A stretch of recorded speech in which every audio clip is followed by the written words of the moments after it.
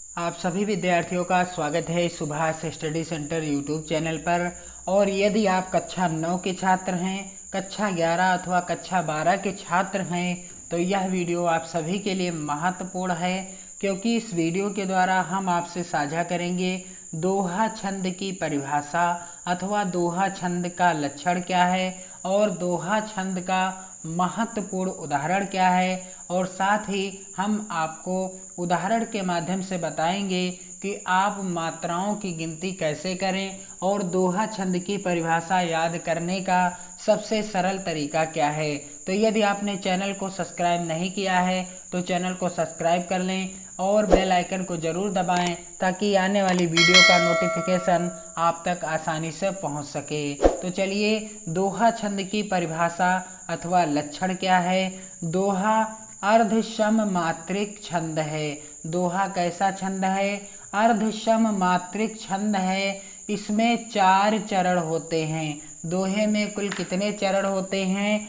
4 चरण होते हैं। इसके पहले और तीसरे चरणों में 13-13 मात्राएं और दूसरे तथा चौथे चरण में 11-11 मात्राएं होती हैं। दोहे के पहले और तीसरे चरण में 13-13 मात्राएं होती हैं, जबकि दूसरे और चौथे चरण में 11-11 मात्राएं होती हैं।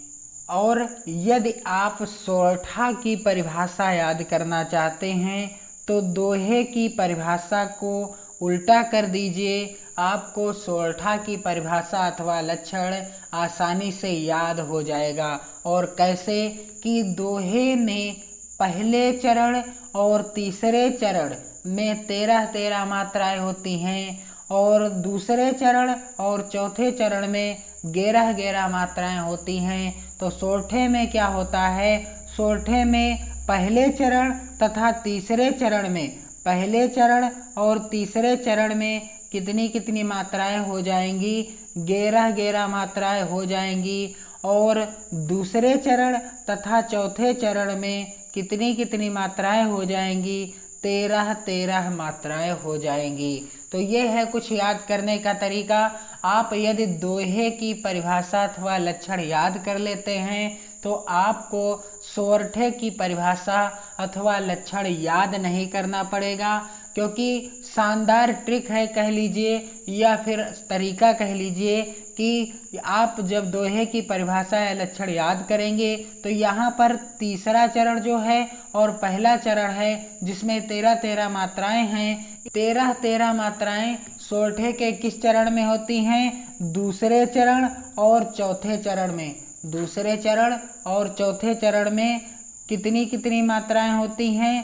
13-13 मात्राएं होती हैं। तथा पहले चरण और तीसरे चरण में सोरठे में 11-11 मात्राएं होती हैं। तो ये है कुछ याद करने का आसान तरीका।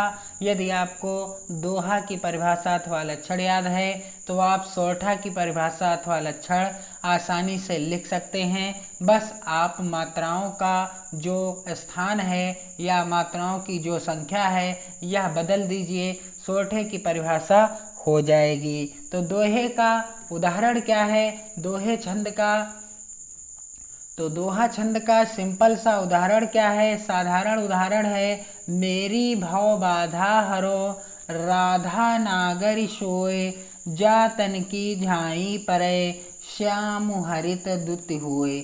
मेरी भव बाधा हरो राधा नागर सोए। मेरी भव बाधा हरो यह पहला चरण है और राधा नागर सोए यह दूसरा चरण है। जा तन की झाई परे यह तीसरा चरण है और श्याम हरित दुति होए यह कौन सा चरण है? दोहे का चौथा चरण है। तो चलिए मात्राएं गिन लेते हैं। मेरी में कितनी मात्राएं हैं? यहाँ पर 2 मात्राएं हैं और यहाँ पर भी 2 मात्राएं हैं। और 2 मात्राओं की पहचान करने के लिए गुरु लिखा जाता है और 1 मात्रा की पहचान करने के लिए लघु लिखा जाता है। और इसे हम क्या कहते हैं? गुरु कहते हैं। और इसे क्या कहते हैं? लघु कहा जाता है। और बाधा में कितनी मात्राएं हैं? बाधा में भी यहाँ पर 2 हो जाएंगी और यहाँ पर 2 हो जाएंगी। और यहाँ पर हा में कितनी है, 1 है। और यहाँ पर कितनी मात्रा है, यहाँ पर भी गुरु होगा, यानी 2 मात्राएं हैं। अब गिन लीजिए कुल कितनी मात्राएं हैं। तो यहाँ पर आप गिन सकते हैं 2 और 2 4, 5 6, 6 और 2 8, 8 2 10, 10 और 3 13 हो गई।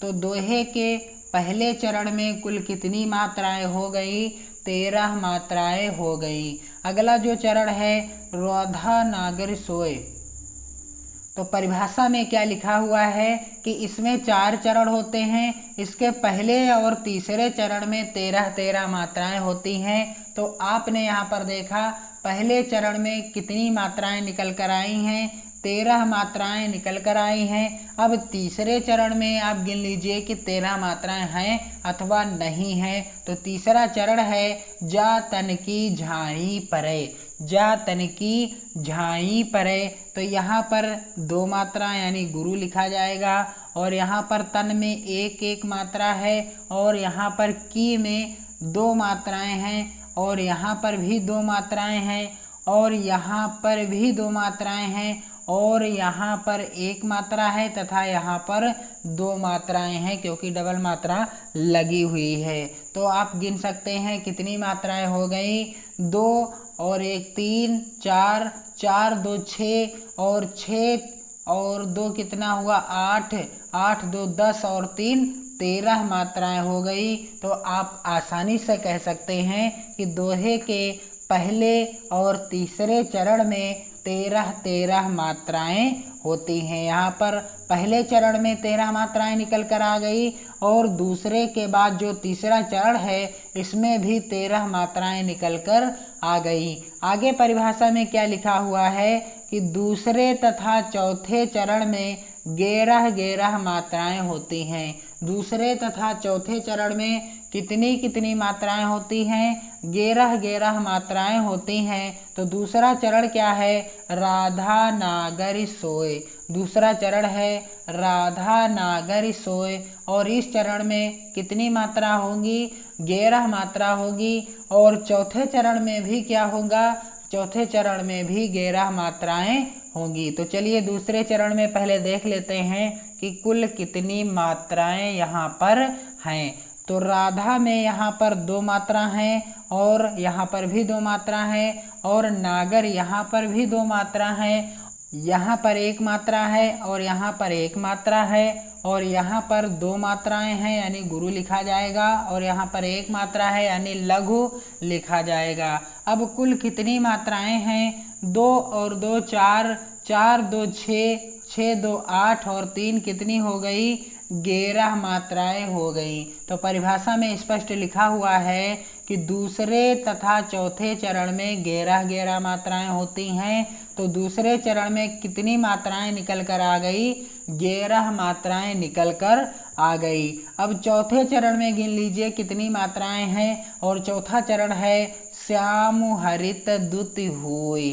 तो यहाँ पर कितनी मात्राएं हैं, श्याम में यहाँ पर 2 मात्राएं हैं और यहाँ पर 1 मात्रा है। और यहाँ पर कितनी मात्राएं हैं, यहाँ पर हरित में 1 और 1 3 मात्राएं यहाँ पर हैं। और दुत में कितनी मात्राएं हैं, यहाँ पर भी 1-1 मात्रा है और यहाँ पर 2 मात्रा यानी गुरु लिखा जाएगा और यहाँ पर 1 मात्रा है। अब कुल कितनी मात्राएं हो गई, 2 और 1 3, 3 4 5 6 7 8, 8 और 3 कितनी हो गई, तो कुल यहाँ पर 11 मात्राएं हो गई। तो स्पष्ट रूप से परिभाषा में लिखा हुआ है कि दोहे के पहले चरण और तीसरे चरण में 13-13 मात्राएं होती हैं और यहाँ पर आप पहले चरण में गिन लीजिए 13 मात्राएं हैं। मेरी भवबाधा हरो, यहाँ पर पहला चरण है और इसमें कितनी मात्राएं हैं, 13 मात्राएं हैं। परिभाषा में लिखा है कि तीसरे चरण और तीसरे चरण में भी 13 मात्राएं होंगी। तो यहाँ पर भी जा तन की झाई परे, इस पंक्ति में यानी तीसरे चरण में भी कितनी मात्राएं निकल कर आई हैं, 13 मात्राएं निकलकर आई हैं। आगे परिभाषा में लिखा हुआ है कि दूसरे तथा चौथे चरण में 11 मात्राएं होती हैं। दूसरे चरण में कितनी मात्राएं निकल कर आई हैं? राधा नागरी सोय में 11 मात्राएं निकल कर आई हैं। और चौथा चरण है श्याम हरित दुति होय, इसमें कितनी मात्राएं निकल कर आई हैं? यहाँ पर भी 11 मात्राएं निकल कर आई हैं। तो आप स्पष्ट रूप से कह सकते हैं कि दोहा अर्ध सममात्रिक छंद है। इसमें 4 चरण होते हैं। कितने चरण होते हैं? 4 चरण होते हैं। इसके पहले और तीसरे चरण में कितनी कितनी मात्राएं? 13 मात्राएं होती हैं तथा दूसरे और चौथे चरण में कितनी कितनी मात्राएं होती हैं? 11 मात्राएं होती हैं। कितनी कितनी? 11 मात्राएं होती हैं। तो उम्मीद है आपको अच्छे से समझ में आ गया होगा। और यदि आपको दोहे की परिभाषा अथवा लक्षण याद है तो आप सोरठे की परिभाषा अथवा लक्षण आसानी से लिख सकते हैं। मैंने आपको लिखने का तरीका भी बता दिया है। इस वीडियो को अधिक से अधिक मित्रों में शेयर करें। और जिन छात्रों ने हाई स्कूल और इंटरमीडिएट की परीक्षा में सफलता अर्जित की है उन सभी को ढेर सारी शुभकामनाएं। और यदि आप हमारे चैनल के साथ जुड़े नहीं हैं तो आप चैनल के साथ जुड़ जाएं, क्योंकि मैं आपके लिए इसी तरह के वीडियो इस चैनल पर उपलब्ध कराता रहूँगा जो आपकी तैयारी के लिए सार्थक सिद्ध होंगे। और इस वीडियो को लाइक कीजिए और अपने विचारों को कमेंट के माध्यम से हम तक पहुंचाने का प्रयास कीजिए। हम उनका उत्तर शीघ्र देने का प्रयास करते रहेंगे। मेहनत और लगन के साथ पढ़ते रहिए। जय हिंद।